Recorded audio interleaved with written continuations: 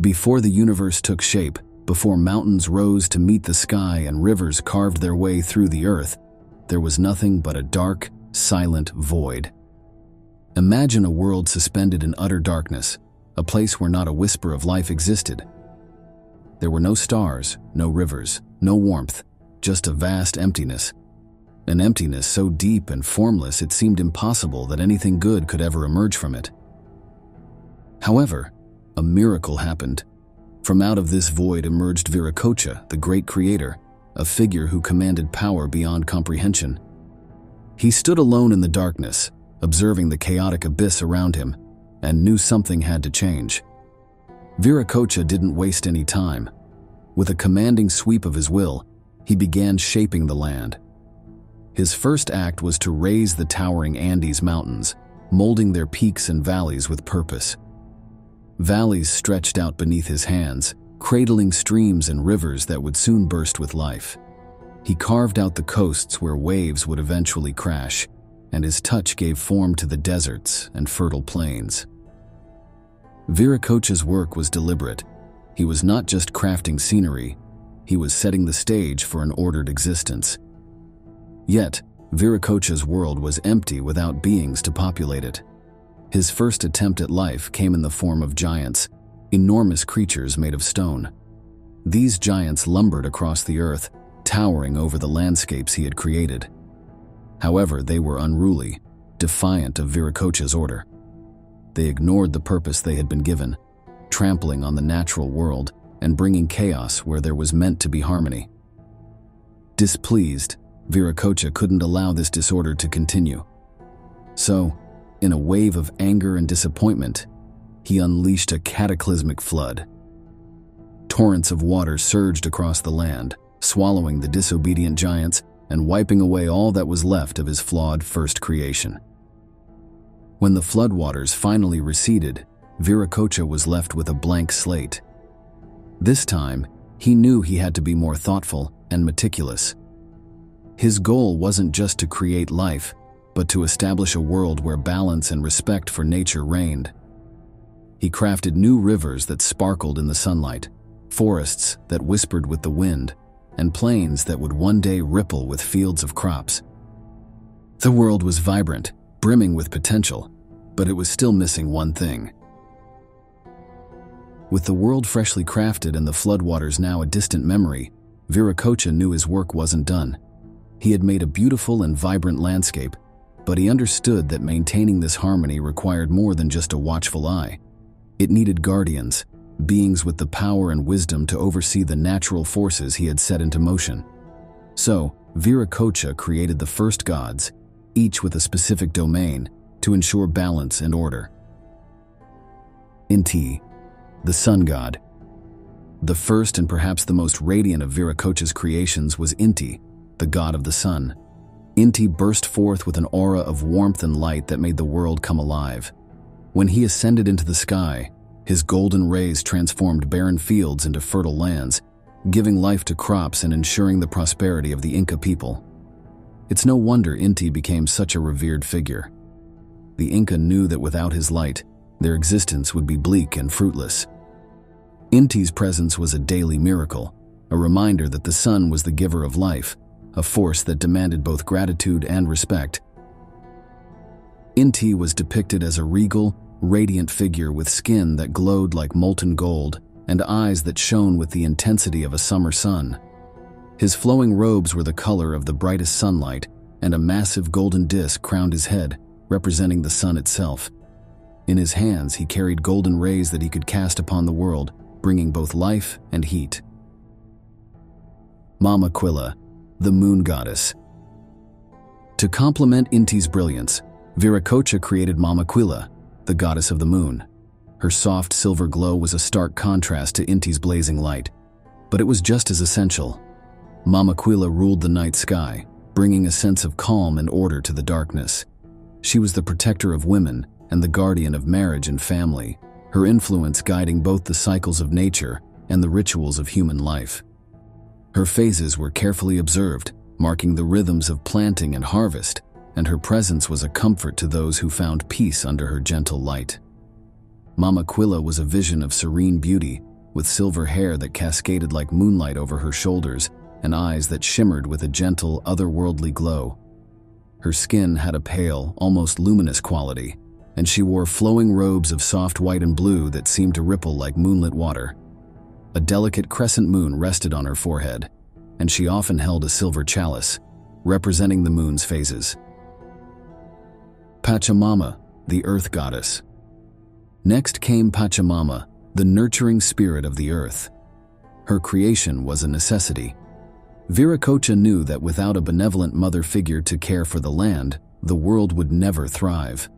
Pachamama was the embodiment of fertility, a goddess who provided the soil's richness and the bounty of the harvest. Farmers would offer her sacrifices, burying coca leaves or pouring chicha, a traditional fermented drink, into the ground to ask for her blessing. Her generosity allowed life to flourish, but she was also a force to be reckoned with. When disrespected, Pachamama could unleash natural disasters, reminders that she demanded care and reverence. Pachamama had a form that mirrored the lush, life-giving land she governed. Her skin was the rich brown of fertile soil, and vines and flowers wove themselves into her long, dark hair. Her eyes sparkled with the green of new growth, and she wore a dress made of leaves, blossoms, and flowing rivers. Her presence exuded warmth and life, but when angered, storm clouds seemed to gather around her, and her gentle features grew fierce. Illapa, the god of rain, thunder, and lightning. Viracocha's creation needed water to sustain it, and so he brought forth Illapa, the god of rain, thunder, and lightning. Illapa's arrival was anything but subtle. He appeared as a mighty warrior, wielding a club and a sling that cracked lightning across the sky. His temper could be fierce, and his storms were both a blessing and a curse. The Inca prayed to Illapa when the fields were dry and the crops needed rain, but they also feared his destructive power.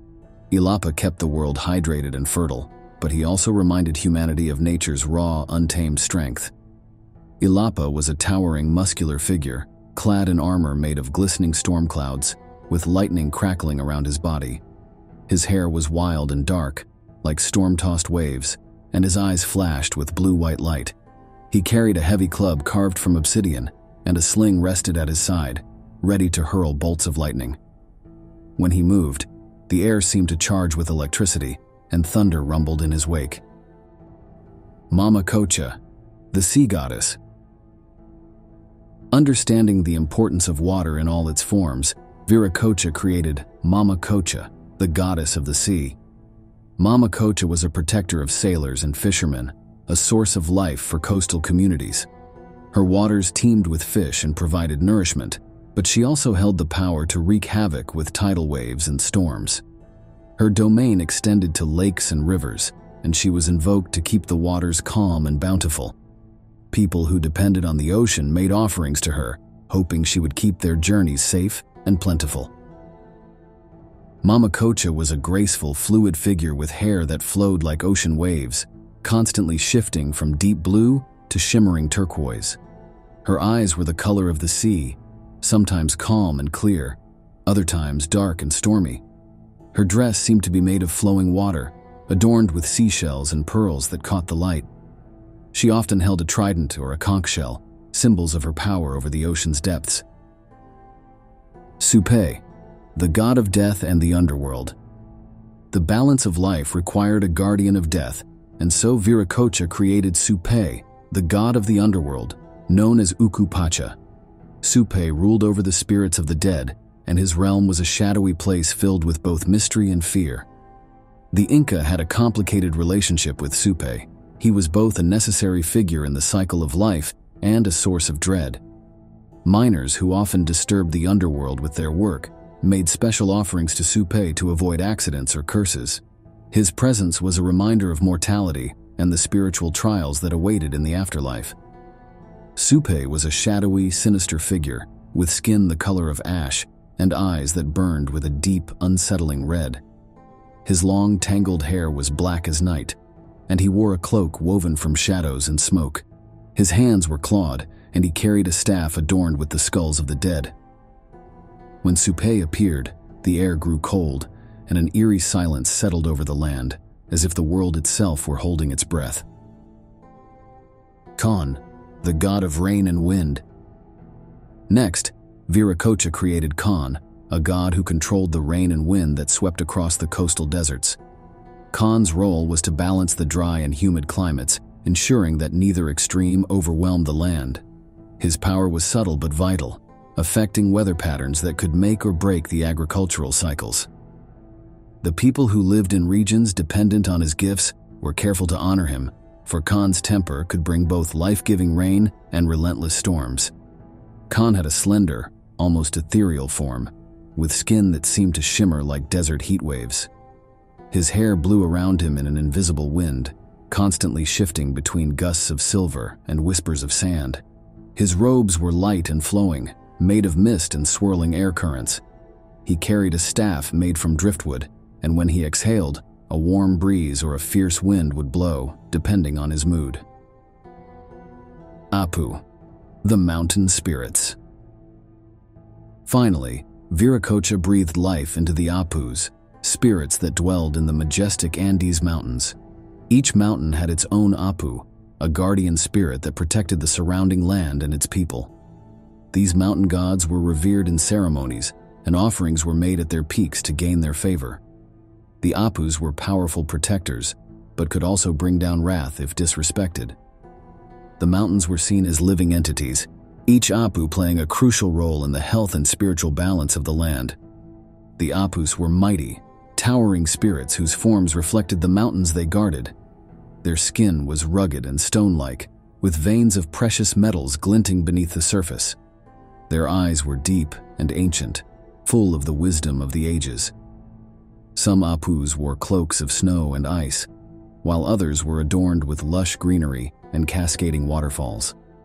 They often carried staffs carved from ancient rock, and their voices echoed like the rumble of an avalanche or the whisper of a mountain breeze. With these 8 gods now in place, the world had the guardians it needed. Viracocha had created a divine order, a system where each force of nature had its ruler. But as the story unfolds, we'll see that even with these deities in place, the struggle for balance would be a constant challenge. Hey everyone, just a quick intermission here. I wanted to say thank you for watching this video. It really means a lot to me. Did you know that over 80% of you who are watching right now aren't subscribed to the channel? If you've enjoyed this content so far, it would be incredible if you could hit that subscribe button. It's a small gesture, but it really helps the channel grow and ensures that you won't miss any more of our fascinating stories we explore together. Also, if you're feeling generous, please give this video a thumbs up, leave a comment, and share with anyone else who may enjoy it. Your support really does make a difference and keeps the content coming. Thanks again, and let's get back to the story. With the world finally set in motion, the land lush and vibrant under the watchful eyes of the gods, Viracocha turned his attention to the beings who would inhabit it. His previous attempt, the Stone Giants, had ended in disaster. This time, he needed to create a race that would live harmoniously, honor the divine order, and appreciate the gifts of the earth. So, he carefully fashioned a new kind of life, humans. Viracocha sculpted these new beings from stone, but unlike the reckless giants who had come before, he made them smaller, humbler, and more capable of compassion. He carved their bodies with care, ensuring they had strong hands to till the soil, feet to walk the rugged mountains, and hearts that could love and honor the gods. When he was satisfied with his work, he breathed life into the stone forms, and humans began to emerge from their rocky shells, blinking in the bright light of Inti's sun. But these humans didn't just pop into existence in one place. Viracocha spread them out across the Andes, giving each group a unique origin story. Some people emerged from the cracks in mighty boulders, others climbed out of sacred caves, and still more rose from the depths of rivers and lakes. Each origin site was infused with spiritual significance, marking the land with places that the Inca would come to revere for generations. These were the first sacred sites, or huacas, but their deeper importance would come later. Viracocha didn't just bring humans to life and abandon them to figure things out on their own. Instead, he walked among them, teaching them the ways of civilization. He showed them how to cultivate crops, understanding that agriculture would be the backbone of their survival. The Inca people learned to plant maize, potatoes, and quinoa, mastering the art of terraced farming that allowed them to grow food on steep mountainsides. But Viracocha's lessons went beyond agriculture. He taught the people how to build homes from stone, constructing villages that could withstand the harsh elements of the Andes. He instructed them in crafting tools, weaving textiles, and creating pottery. Most importantly, he taught them about the gods, emphasizing the importance of rituals, ceremonies, and offerings. The people learned that their well-being depended on their respect for Inti, Mama Quila, Pachamama, and the rest of the divine beings who kept their world in balance. Viracocha didn't stop there. He gave the people language, allowing them to communicate, share knowledge, and pass down stories. These oral traditions became the foundation of Inca culture, a way to remember not just practical knowledge but the spiritual truths that governed their lives. Each region developed its own customs and practices, rooted in the teachings Viracocha had imparted. But even with their differences, the people remained connected by a shared understanding of the gods and the natural world. Humans, guided by Viracocha's wisdom, began to establish villages and communities, creating a society that respected the divine order. Yet, this society would not be fully unified until the arrival of two key figures who would shape the foundation of the Inca civilization itself. Although Viracocha's teachings had laid the groundwork for human civilization, he knew that the Inca people needed more than just basic survival skills. They needed strong leaders, figures who could guide them in building an advanced society with order, spiritual reverence, and a deep connection to the divine. To fulfill this need, the great Sun God Inti, Viracocha's most radiant creation, stepped in to provide the Inca with two extraordinary leaders, Manco Cápac and Mama Ocllo. The legend of Manco Cápac and Mama Ocllo begins at Lake Titicaca, the vast and sacred body of water that shimmered like a jewel high in the Andes. Inti, in his divine wisdom, decided that the lake would be the birthplace of the leaders destined to shape the future of the Inca people. One morning, as the first golden rays of the sun broke over the horizon, Manco Cápac and Mama Ocllo emerged from the lake's glistening waters. They were not ordinary mortals. They carried within them the divine energy of Inti, radiating both authority and benevolence. Dressed in golden garments that caught the morning light, Manco Cápac and Mama Ocllo set foot on land with a mission. Inti had given them a sacred task, to find a place suitable for establishing a great city that would become the center of Inca civilization. This city would be a beacon of prosperity and spiritual devotion, a place where the people could live in harmony with the gods' wishes. To aid them in their journey, Inti provided Manco Cápac with a golden staff, known as the Tapak Yari. This staff was no ordinary tool. It was imbued with divine power. Inti told the siblings that they must search for a land where the staff would sink into the ground effortlessly. This place, Inti declared, would be fertile and blessed, a perfect site for their new city. The siblings began their journey through the rugged Andean terrain, traveling across mountains, valleys, and rivers. They encountered many beautiful but unsuitable locations where the staff did not penetrate the soil. Manco Cápac and Mama Ocllo remained determined, driven by their mission and the will of their divine father. Along the way, they taught the scattered people they encountered about agriculture, governance, and the importance of revering the gods. After an arduous journey, the golden staff finally sank deep into the earth in a lush valley surrounded by mountains. This location would become Cusco, the beating heart of the Inca Empire.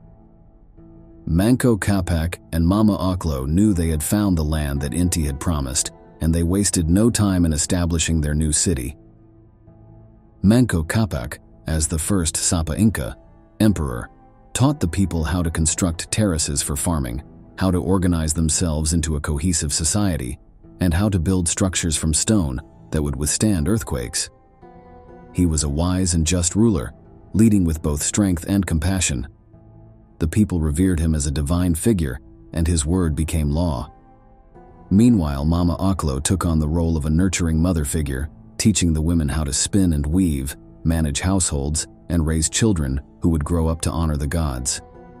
She emphasized the importance of unity, and the sacred bond of family, instilling values that would shape the culture of the Inca people for generations. Together, Manco Cápac and Mama Ocllo established the foundation of Inca society, balancing practical knowledge with spiritual devotion. Temples were built to honor Inti, and rituals became an essential part of daily life. The city of Cusco was designed not just as a political and economic hub, but also as a spiritual center, where the gods' presence could be felt in every stone and prayer. Their work was far from easy, and they faced numerous challenges, including uniting the various tribes and convincing them to abandon old ways in favor of the new order. But the siblings, carrying the authority of the Sun God, eventually succeeded in bringing people together. They inspired the Inca with the promise of a society blessed by the gods, one that would thrive as long as they honored the divine order. With the world now filled with humans, gods, sacred sites, and rituals to maintain balance, the time had come for Viracocha to step back. He had poured his essence into the creation of the universe, sculpted the land, molded humanity, and even bestowed wisdom to ensure harmony among all living beings.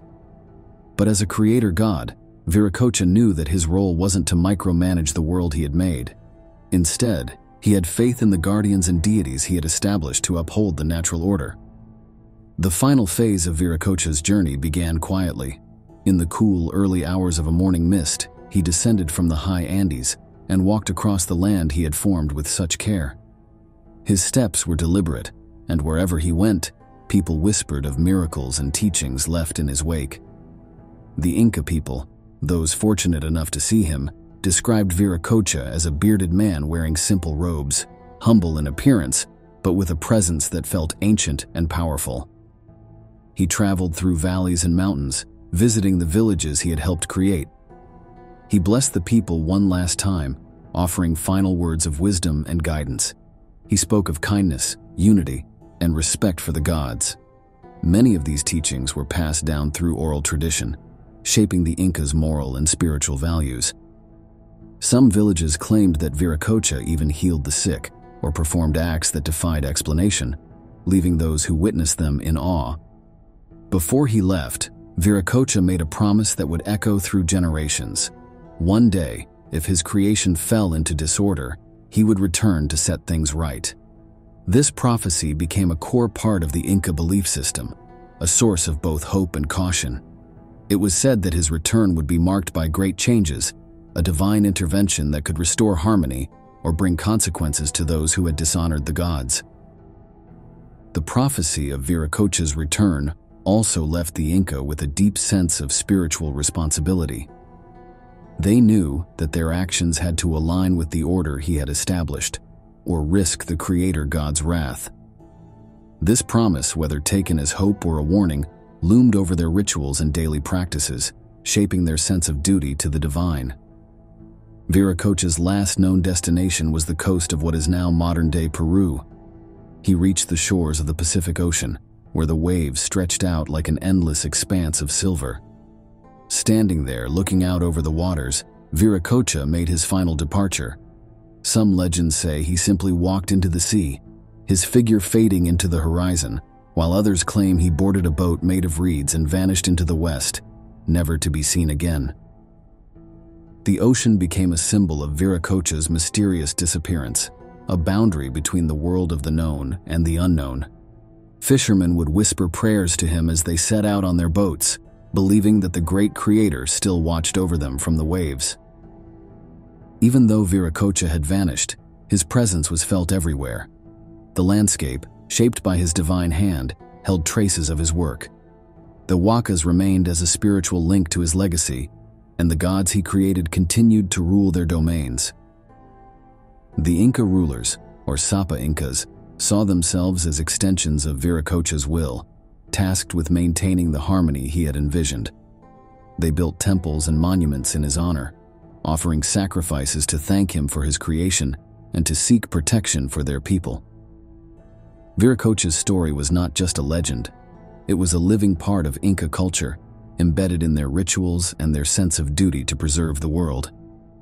Viracocha's departure marked the end of an era, but also the beginning of a new one. The Inca civilization flourished under the structure he had created, expanding across the Andes with a deep sense of spiritual purpose. But they never forgot the promise he made, that if the world ever fell into chaos, Viracocha would return.